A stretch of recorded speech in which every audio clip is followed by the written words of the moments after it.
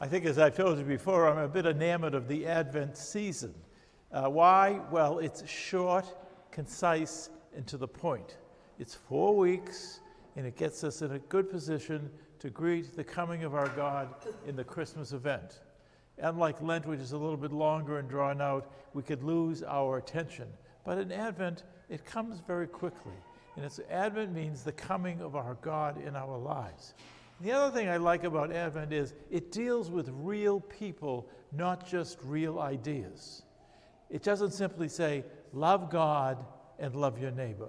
Because then we have to scratch our heads and say, well, what do we do with that?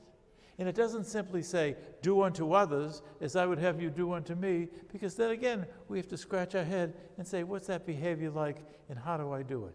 Advent gives us real people with real issues about life, just like us. And I think it enables us to touch our gift of faith in a much more tangential way. So today we have the two stories of Mary and Elizabeth. What could be more at opposite ends of the spectrum? Mary, a little teenager who has conceived a child, is not sure how it happened, but somehow is learning, processing to cooperate with the gift of God's presence. And then over here you've got Elizabeth. Elizabeth is old, and she conceived in her old age with Zechariah to have a baby, excuse me, and the baby is going to be John the Baptist. So here we have these two women in Scripture who are confounded by what's happened to them. At this young age, where am I going with this child I'm supposed to have? At this old age, what am I going to do and how is it going to happen? And what do? They get together. And Mary treks out to the hill country of Judah and visits with Elizabeth, and they begin to share their experiences.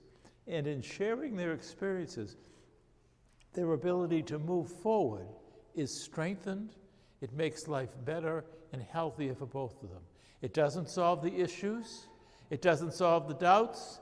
It doesn't solve the questions. I'm sure the two of them had many of those in their lives.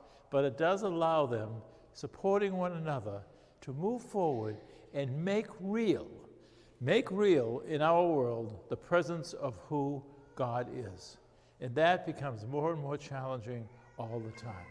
So how does that affect you and I as we come together for these last few days of the Advent season, when on Wednesday we greet the gift of God's birth and new life in our world, in our church, and in our lives? How does it affect us?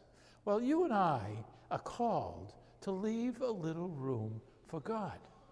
Mary and Elizabeth were called to leave a lot of room for God because they didn't know what was happening, but they found a way forward by helping one another with their gift of faith. So the question, I think, on this fourth Sunday of Advent that each of us would do well to contemplate in the next day or two, or at least through our worship this morning, is where is it in my life? Where is it in my life that I need to give birth to God's presence? Where do I push it away? Where do I resist it? Where do I not want to do it?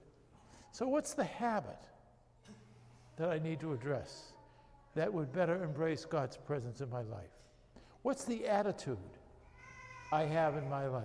Maybe about other people who are different, and the ways in which I can see through the gift of faith God's life shining in those people in our lives.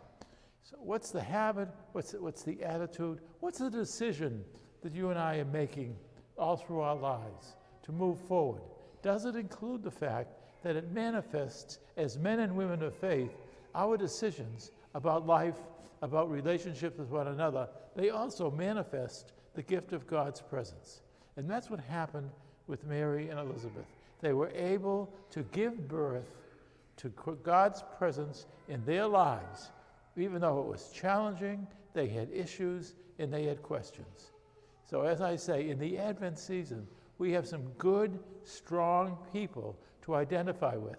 It's like watching a movie, and you go back and see it over and over again, and you identify with that person or this person in the film. And it does something to transform us. May the gift of God's presence this Christmas season allow us to leave room for the ways in which God chooses to work in our lives. And those choices may not always be ours, but our gift of faith is always there to enable us, to help us to move forward. We are the people who carry the gift of God's presence in our lives. Let's look at our relationships. Let's look at our lives. Let's respond to the question, where is God trying to get into my life? And where am I resisting it? Certainly Mary and Elizabeth wanted to do that, but they found a way to move forward because they were women of faith. So too with us. The difficult challenge we have today in our lives to give birth to God's presence. What is it? What's the challenge? What's the issue? And let's use the full light of the Advent wreath. Let's use the presence of God to enable us to move forward and exemplify by our behavior that God really exists in my life.